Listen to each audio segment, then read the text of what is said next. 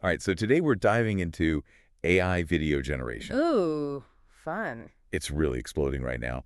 But, one of the biggest challenges is making those longer, high-quality videos Yeah, where you get some really realistic movement. totally. And that's where this new research on Arlon comes in. Arlon. It's pretty mind-blowing. So Arlon stands for Autoregressive long video generation. catchy. It is, and basically it's combining two really powerful AI approaches, Okay. autoregressive models and diffusion models. Like a dynamic duo of AI video generation. Yeah, exactly, like a superhero team. So who are the masterminds behind this? Well, the research is spearheaded by a team from Microsoft Huazhong University of Science and Technology and the Chinese University of Hong Kong. Microsoft. Yeah.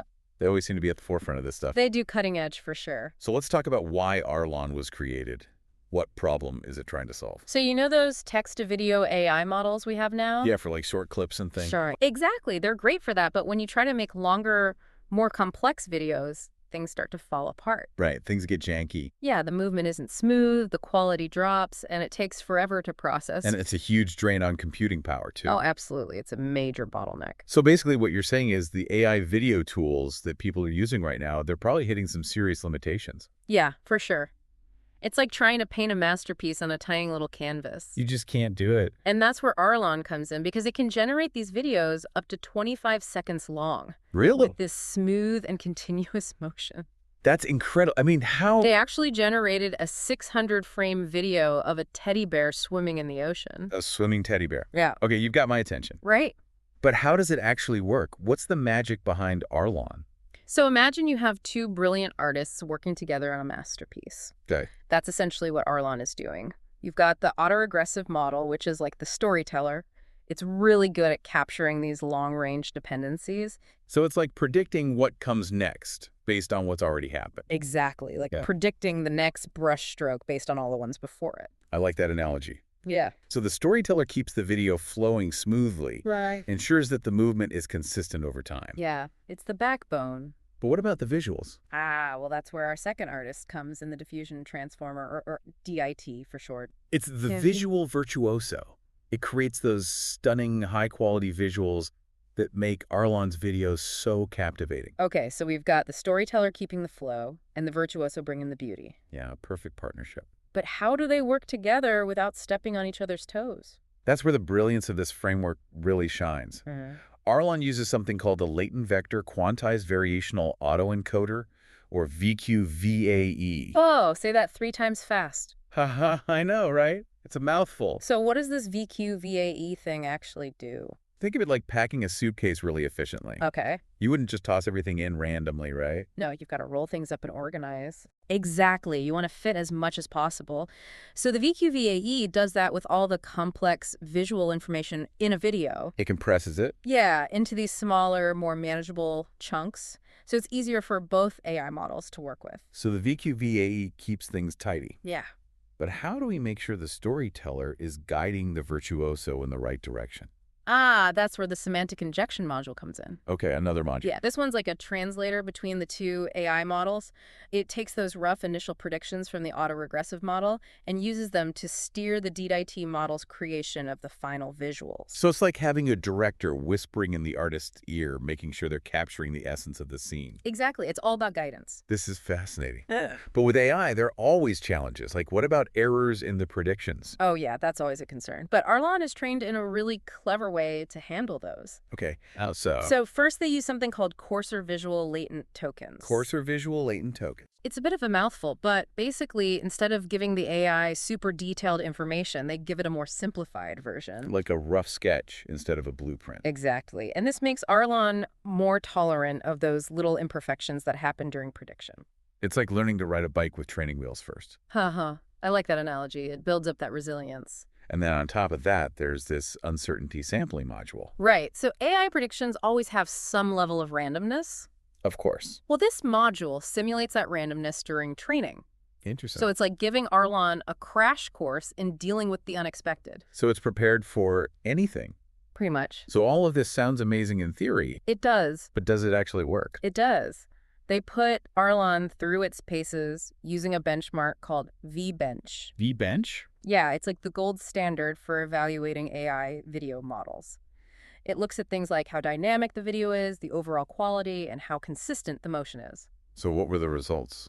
Arlon actually outperformed OpenSOAR v1.2, which is a really well-respected model. Wow. On 8 out of 11 metrics, is particularly impressive in terms of dynamic degree and aesthetic quality. So it delivers on its promises. It does. And what about those long video generation capabilities? Oh, it totally lived up to the hype. Yeah. They compared Arlon to other models like streaming T2V and free noise, and Arlon consistently created videos with a much better balance of dynamism and consistency.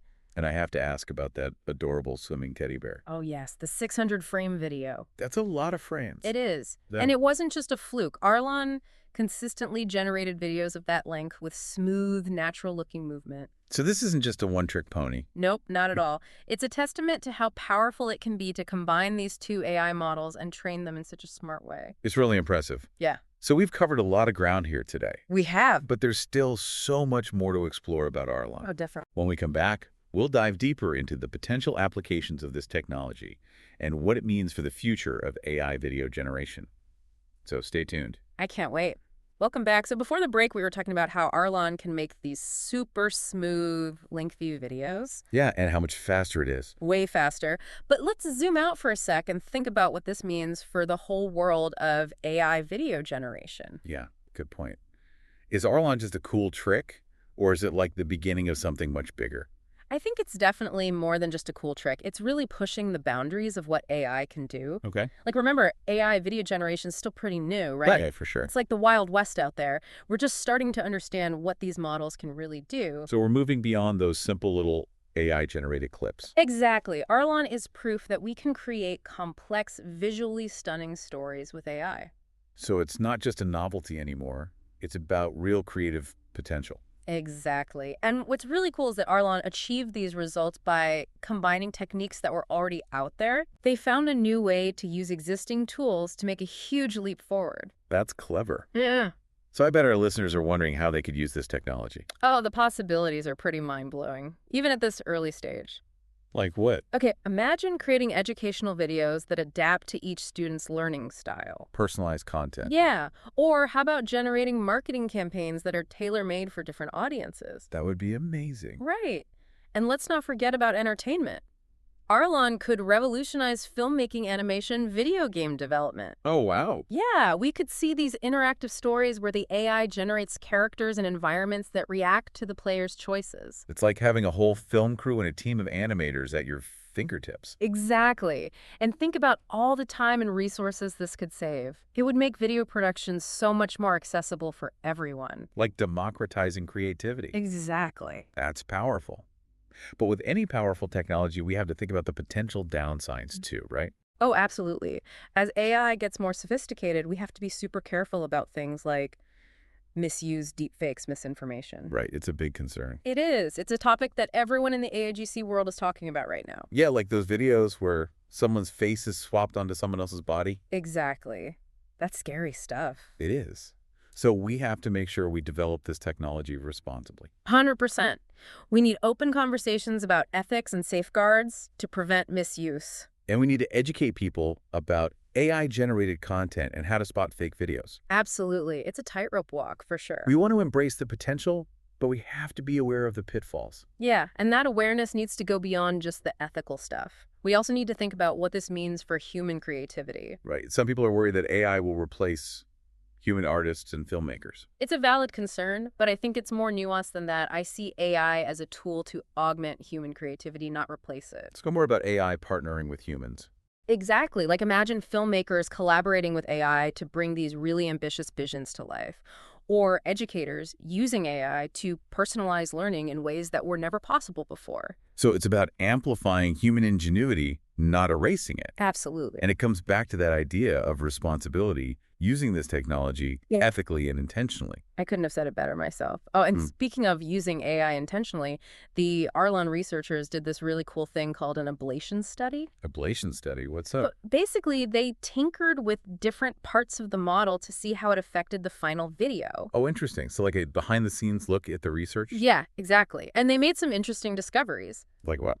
Well, remember that semantic injection model, the translator between the two AI models? Yeah. They experimented with how much influence that module had on the video creation process, and they found there's a sweet spot. A sweet spot. Yeah, injecting the AI's predictions into the first 14 layers of the DiT model out of 28 total layers struck the perfect balance. So it's not just about letting the AI run wild. Nope.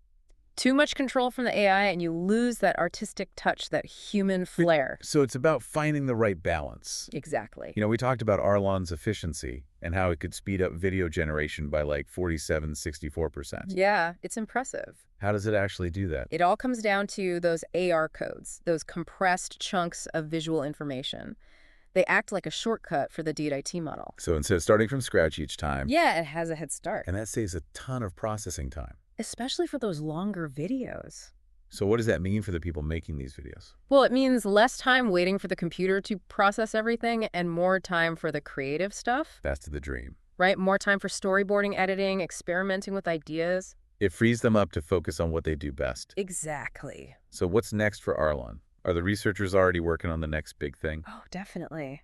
They have some really cool ideas they're exploring. Like what? One thing is improving fine-grained control over the videos. Fine-grained control. So imagine being able to control not just the actions, but also the tiny details like facial expressions, the way a character moves, even the camera angles. Wow, that'd be amazing. It would. And they're also looking at refining those progressive text prompts to make the transitions between scenes even smoother. So even more complex narratives. Yeah, with multiple storylines and richer character development, it would be like writing a novel, but with video.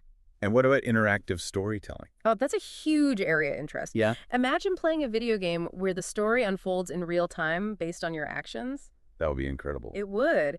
And here's another exciting possibility. They're exploring using different kinds of input to guide the AI. Different kinds of input. Yeah, so right now Arlon mainly uses text prompts, but they're looking at using images, audio, even 3D models. That's fascinating. It is. Imagine showing the AI a picture and having it generate a video set in that location, or playing it music and having it create a video that captures the mood. So many possibilities. It would blur the lines between different mediums and push the boundaries of video content. This is all so mind-blowing. I feel like we're just scratching the surface of what's possible. I know, it's such an exciting time. But amidst all this excitement, we should take a step back and consider the bigger picture. You're right. We've talked about the details and the applications, but what does all of this mean for the future of AI video generation as a whole? That's the question everyone's asking. And I think Arlon gives us a glimpse into what that future might look like.